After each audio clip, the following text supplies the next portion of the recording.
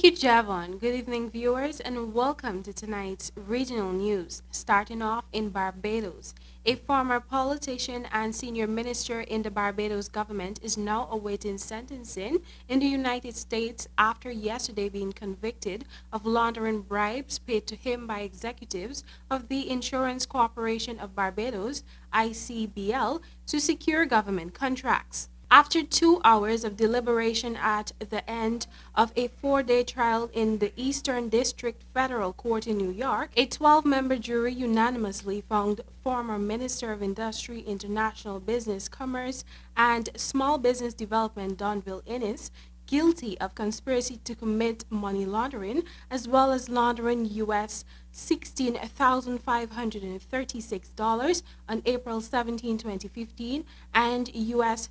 $20,000 on April 18, 2016, through his friend's company in the U.S. The 54-year-old Innes, who is a U.S. legal permanent resident with a home in Tampa, Florida, remains on bail pending sentencing.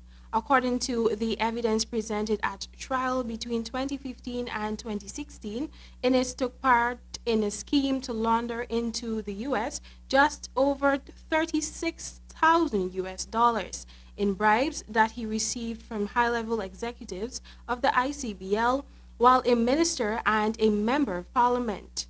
In exchange for bribes, he leveraged his position as the Minister of Industry to enable the ICBL to obtain two insurance contracts from the Barbados government to insure over US $1 million worth of government property. The bribes helped ICBL win contracts that paid more than 93 million US dollars in net profits. The Justice Department said ICBL had cooperated with the investigation, voluntarily disclosed to the U.S. government the payments to Innes enhance its compliance program and internal accounting controls, and fired individuals involved in the misconduct. And now we turn our attention to Trinidad and Tobago. Who stands to benefit from a spike in crime?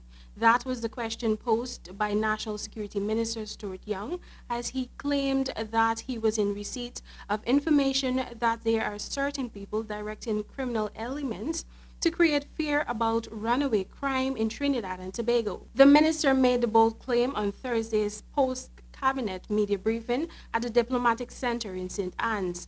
While Young would not say which groups or individuals were behind the alleged conspiracy, he admitted that the information came from a local source and was more than speculative.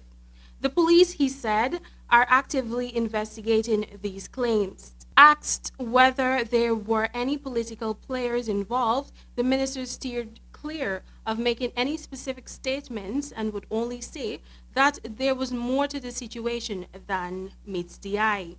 Commenting on crimes which occurred over the past 2 days, Young said there was nothing random about what was taking place. Asked whether the surge in crimes under his tenure was an indictment of his performance at the helm of the National Security Ministry, Young said he would continue to give his best, but it was not his view that he has failed as a minister. And now for international news. A Guyanese man was on Wednesday arrested and charged with second-degree murder of Alejandro Melendez, who police say was hit 3 times in the parking lot of 760 State Street, Schenectady, New York, on Christmas morning. The man Ishwarnan Goborhand, 35, of Schenectady and formerly of Tain, Corentyne, Berbice, was remanded to prison. According to the Daily Gazette, Melendez struck and killed by Goborhand.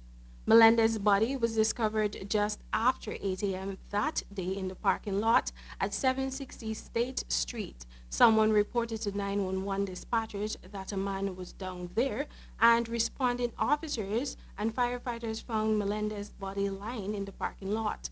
An autopsy found Melendez died from a blunt force trauma as a result of being struck by a vehicle, and his death was ruled a homicide, the news report stated.